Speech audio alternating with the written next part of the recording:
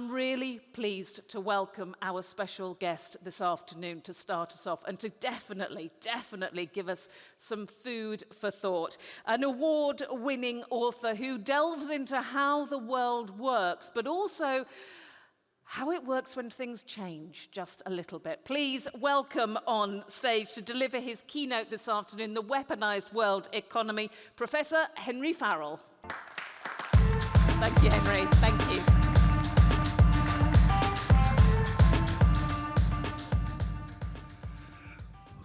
Okay, well, it's wonderful to be here and to be able to hear all of these different voices from different parts of the European electricity sector. And what I want to talk about today is stuff that really does affect the electricity sector, but that goes beyond it. So if we look at the events of the last few months, we can think about what has been happening in the Strait of Hormuz between the United States and Iran in terms of all of the questions, all of the problems that it raises for all of you, I'm sure, as you start to think through how energy markets work in a world where a key choke point has effectively been blocked. But the other side of this, the other thing that I think is very, very important to pay attention to here is the return of geopolitics. So here, and this is really what I want to do today, I want to explain how it is that the world has indeed changed dramatically over the last couple of years, but also to trace that back and to explain why it is that we have moved from a world which it seemed a decade ago to be a world in which geopolitics simply didn't matter anymore in the way that it had, for example, in the era of the Cold War between the United States and the USSR. Everybody thought that geopolitics had gone. Alex Stubb talked this morning about how he felt that he had lived in a world where history was over. And we are now in a world where history has come back with a vengeance. And so what I really want to do over the next 17 or 18 minutes is to give you a sense of how this all happened. And so what I'm going to do is I'm going to build on ideas that my co-author and I, Abe Newman, have developed. We have a lot of academic articles, which I'm not going to bore you with. We also have a book and a piece most recently in Foreign Affairs where we try to describe how this world came into being. And the fundamental message that we wanted to get across is the following: that if you want to understand why the world has become a world in which geopolitics is first and foremost, is at the center stage of everything that we think about when we read the Financial Times, when we read big newspapers, we look at what is happening at the global economy, we need to understand that all of these developments, in a sense, what they have done is they have taken the old world of globalization, the old world that we thought that we lived in, where markets reign supreme. They have taken the logic of that and they have changed it, and in a very fundamental sense, they have weaponized it.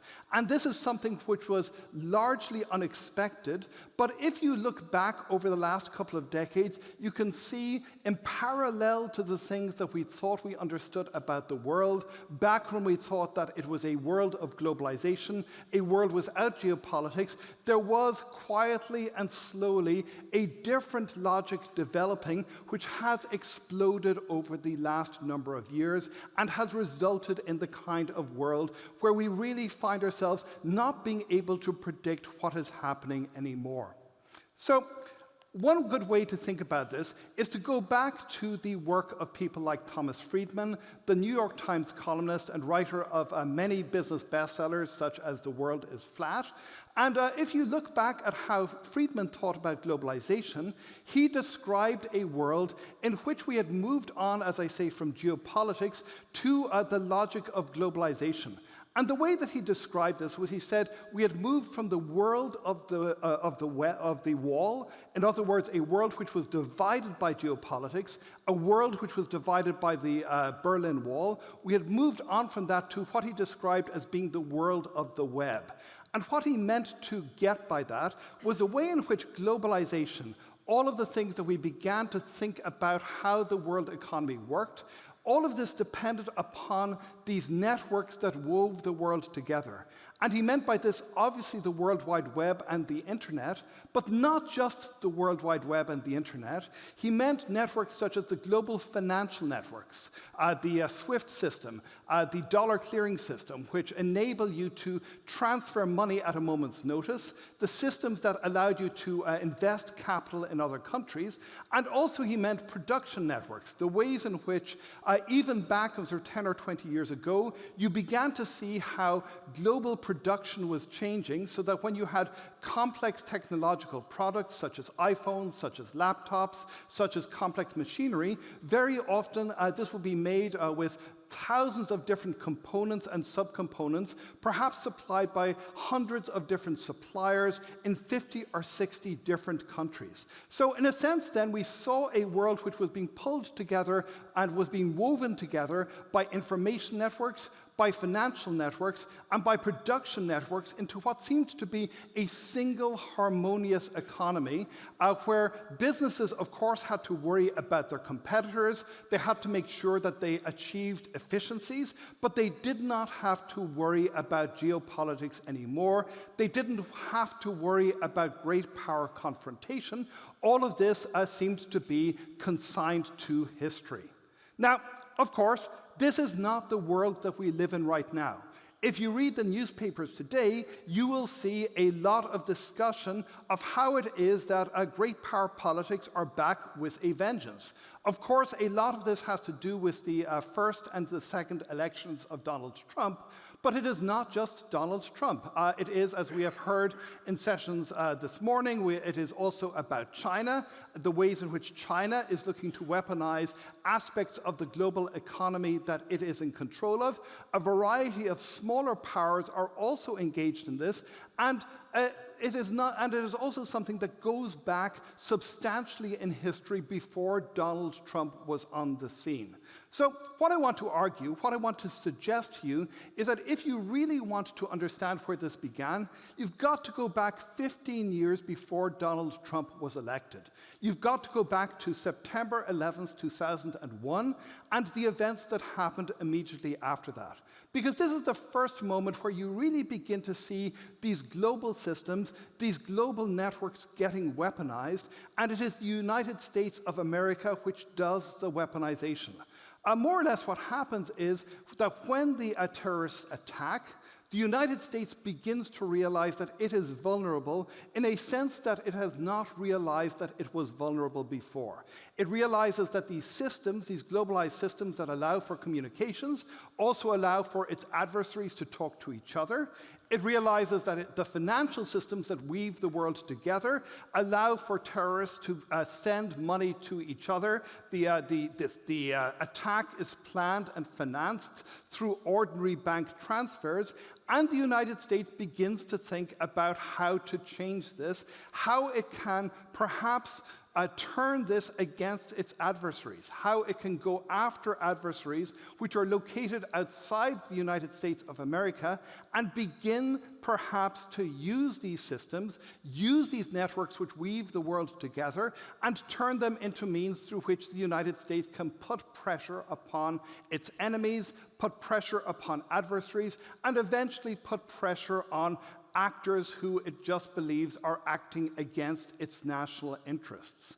So this begins very clearly and most importantly with the global financial system. So if you think about the global financial system, it looks like this incredibly complex network. It seems bewilderingly difficult to figure out how money gets from point A to point B, who has relations with who else. It is an extraordinarily complex system, but what the United States begins to realize is that within this complexity there lurks choke points. There lurk these possibilities, these central points in the network through which a lot of financial information and also money itself passes. And the United States begins to start thinking in a rather slow, rather faltering, not particularly well planned out way about what it can do to turn these choke points to its advantage. And it begins to think, in particular, for example, about the SWIFT financial messaging system, which is a part of how bank transfers get made. It is an essential way through which banks keep track of who owes what to who, which money has gone into which account. This is both international transfers and transfers within domestic systems. And also it begins to think even more powerfully and presciently about the power of the dollar clearing system. So if you want to send money, if you want to transfer money from one point of the world to another, if you want to change through currencies, very likely whatever transactions you make, they are either going to be denominated in dollars from the get-go, or else they are very likely to touch upon dollars at some point or another, simply because the pool of dollars is so much more liquid than other currencies that it makes sense, rather than turning yen into euro, you very often just want to turn yen into dollars and then dollars into euro. But this then means that financial transfers, they touch briefly on the US dollar, and they pass through these systems which are effectively under the control of US regulators. And the United States begins to think about how to build up powers, how to build up sanction systems, how to build up the capacity to designate actors, which the United States considers to be bad actors, and it begins to turn this into a rather powerful system for effectively delving into other countries' finances and then beginning to effectively go after adversaries of the United States, beginning with individuals and terrorists, moving on to banks which are engaged in sketchy operations, for example, with countries such as North Korea, and finally culminating in entire countries. And this, in a certain sense, is the obverse of thinking about the world of the web that Thomas Friedman described. If you think about webs typically are associated with spiders. They're associated with predatory possibilities. And the United States, over time, begins to actually use these powers in ways that become more and more far-reaching. And Iran is perhaps the most important example of this. We see during the first Obama administration and the George W. Bush administration before this, we see how the United States begins to cut Iran more or less completely out of the global financial system. It begins to effectively cut Iranian banks off from the capacity to access global finance, and this then leads Iran to the negotiating table. This is the reason why Iran is willing to cut a deal with the United States and with the European Union over rolling back on its nuclear enrichment program. And this does seem, this is something which probably contributes in a quite important way to world peace.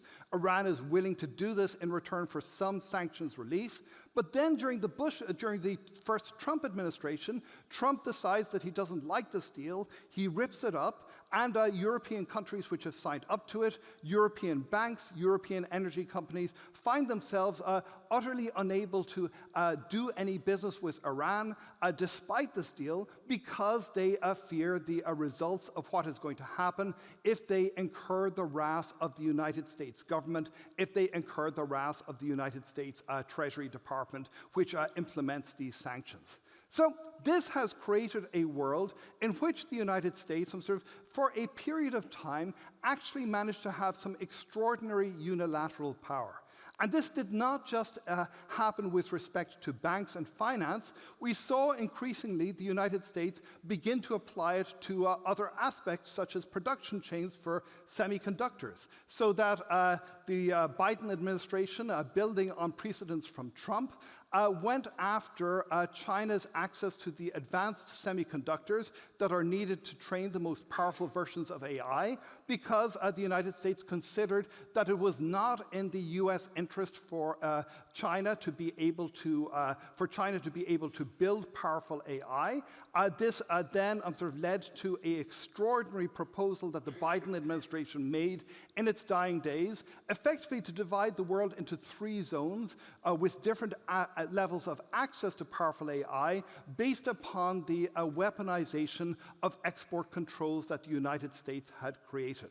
So this is the world that, in effect, was being built up even as globalization seemed to be going extraordinarily well, even as it seemed to be providing all of these general benefits, it also was becoming a channel through which great powers, and in particular the United States, was effectively looking to build systems that it could use to achieve its national interests, sometimes in cooperation with allies in Europe and elsewhere, sometimes pushing back very specifically and very deliberately against them. So this is not the world actually in which we live today. So what we have seen during the first part of the Trump administration is that the efforts of the United States to exercise unilateral power, to exercise their capacities to weaponize these networks, have been met with strong resistance from China.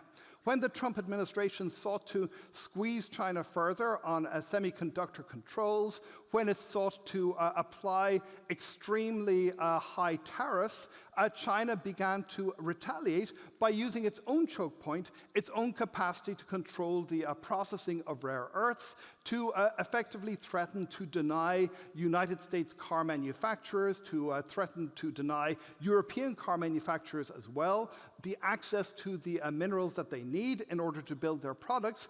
And this has led to a somewhat uneasy stalemate between the United States and China, which are still not particularly in a happy, trusting relationship, but which are looking at each other, which are holding their weapons in reserve, but nonetheless are sort of certainly capable and willing to use them. And this is the world that I think confronts Europe right at the moment, and also has some important complications for the European energy sector as well. Because Europe finds itself in a world where other great powers are effectively using these forms of weaponized networks in order to achieve outcomes that really could be sort of very much against Europe's interests. So we see, for example, the United States has used sanctions against international criminal court officials and European officials sort of who are engaged sort of in what the United States believes to be a weaponization. We see China also increasingly willing to use its economic clout and its capacities in order to achieve its interests, and Europe effectively, for a variety of reasons, finds itself in an extremely difficult position and finds itself incapable of creating the kinds of counter threats that will be necessary in order to try and push back, and in order to try and create some space for Europe to do its own thing. So this is partly because Europe is used to a very different way of doing things. Europe was extremely comfortable in a world of multilateral frameworks of one sort or another, the World Trade Organization. These frameworks now are far less efficacious than they were before, and now Europe finds itself in a world where other great powers are far more willing to exercise brutal, sometimes politics and to use their geopolitical clout in order to do things and in order to get other countries to make concessions that those other countries don't want to make. And this, I think, does have some important consequences for energy going forward. Clearly, there are a lot of other aspects of energy resilience, which people have been talking about during the conference. I'm not going to get into that, but also if you think about the way in which the European energy and electricity sector is exposed to these broader networks, there are a lot of problems that can come from that. So if we think about the United States and finance, obviously energy companies, like everybody else, they require access to the international financial system. We have seen situations such as during the first Trump administration, when the first Trump administration sanctioned Rusal, a Russian aluminum conglomerate, the Irish electricity supplier was forced to decide, does it continue to supply electricity to an important subsidiary of Rusal, which was located in County Limerick, and which a lot of the European car industry depended upon, or sort of did it, sort of if it continued to supply electricity, it was in danger of getting sanctioned unless it got a specific opt-out from the United States. If it didn't provide electricity, then there were a lot of consequences that this would have. We also see very similar pressures with respect to China. And a lot of what von der Leyen has been pushing with respect to questions such as Chinese inverters, again, suggests a lot of worry about how it is that this could be weaponized against Europe. But the problem, I think, that Europe faces in all of this is that it does not itself have the capacities institutionally to try and build up its own countermeasures, its own defenses. And as Europe finds itself perhaps increasingly trapped between two different systems, which at least at the moment are moving towards very different kinds of economies, very different senses of how it is that you organize the energy sector, Europe is liable to find itself under increased pressure from both and without the kinds of tools which it would like in order to be able to try to secure its own destiny, secure its own capacities for independent action. Thank you very much.